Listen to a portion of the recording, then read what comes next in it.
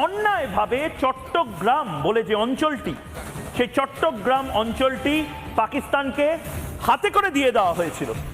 British এবং অনেকে বলেন কংগ্রেসের এই ষড়যন্ত্রের ফলে চট্টগ্রাম আমাদের হাতছাড়া হয়।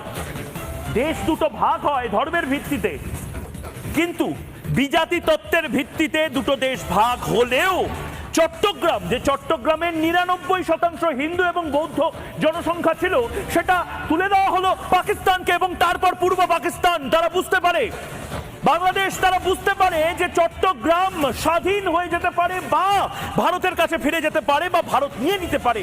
এবং সে কারণে ঠকঠক করে কাঁপা সেই 70 দশক থেকে শুরু। এবং আজ চট্টগ্রামে যে অসভ্যতা হচ্ছে, চট্টগ্রামে যে ধরনের অত্যাচার হচ্ছে হিন্দুদের থেকে, এইটুকু হিন্দুদের ওপর যে ধরনের অত্যাচার হচ্ছে, এইটুকু বাংলাদেশ ভয় পাচ্ছে। এবং একবার দেখানোর চেষ্টা করছি একদম নির্দিষ্টভাবে, পশ্চিমবঙ্গ, অসম, মানে যে জেলাগুলো রয়েছে বাংলাদেশ লাগোয়া, ভারতবর্ষের যে জেলাগুলো, পশ্চিমবঙ্গ, অসম, মেঘালয়,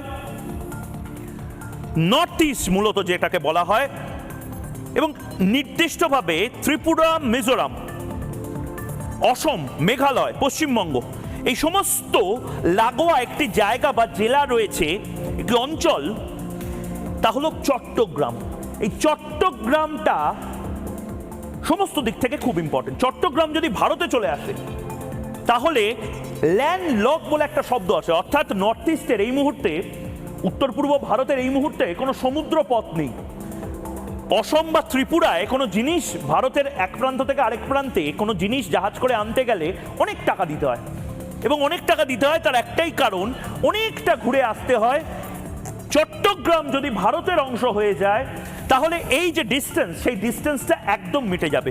এবং তার পাশাপাশি চট্টগ্রাম কিন্তু অত্যন্ত সেন্সিটিভ একটা জায়গা। চট্টগ্রামের পাশাপাশি কক্সবাজার, চট্টগ্রাম, এই পুরো জায়গাটা যদি ভারতের অংশ হয়ে যায় তাহলে বে অফ বেঙ্গল অর্থাৎ বঙ্গোপসাগরে ভারতের যে ডমিনেন্স, সেই ডমিনেন্স যে পরিমাণ হয়ে যাবে, আমেরিকা ধারে কাছে এগোতে পারবে না। সেন্ট মার্টিন নিক, সেন্ট হেনরি নিক, অমুক নিক, তমুক নিক, চট্টগ্রামের আশপাশটা যদি স্বাধীন রাষ্ট্র হয়ে যায় বা ভারতের অংশ হয়ে যায় তাহলে কিন্তু বাংলাদেশের জন্য শুধু নয়, গোটা পৃথিবীর যারা বে অফ বেঙ্গল বা বঙ্গোপসাগরকে দখল করার চেষ্টা করছেন তাদের জন্য ভয়ঙ্কর চিন্তার কারণ হবে। এবং এটাই আমি বারবার বলছি, এই চট্টগ্রাম 1947 সালে, সন্তু যেরকম বলল, 47 সালে কিন্তু সবচেয়ে বেশি হিন্দু এবং বৌদ্ধ পপুলেশন ছিল, এবং এই হিন্দু বৌদ্ধ পপুলেশনকে ইচ্ছাকৃতভাবে মেরে কেটে ভাগিয়ে দিয়ে